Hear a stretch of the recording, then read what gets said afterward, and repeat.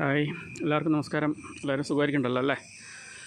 കുറേ ആൾക്കാർ നമ്മുടെ അടുത്ത് ചോദിക്കാറുണ്ട്, എന്തിനാ ഈ വൈകുന്നേരവും രാവിലെയൊക്കെ കുട്ടികളെ ഇങ്ങനെ കെട്ടിയിടുന്നതെന്ന്. നമ്മുടെ ഇതുണ്ടോ, ഇതാണ് നമ്മുടെ ഷെഡിൻ്റെ ഏരിയ. ഇതിന് തൊട്ടടുത്തത് ഇവിടെ തൊട്ട് സ്റ്റാർട്ട് ചെയ്യുന്നത് കിണറാണ്.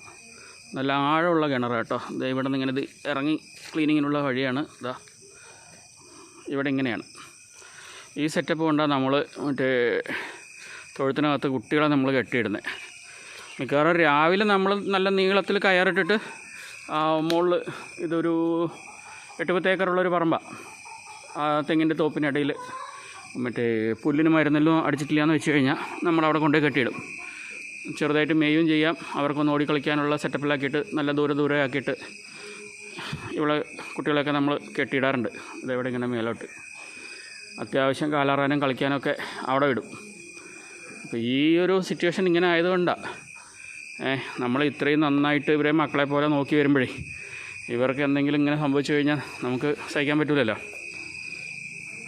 അതുകൊണ്ട് കേട്ടോ കുട്ടികളെങ്ങനെ കെട്ടിയിടുന്നേ.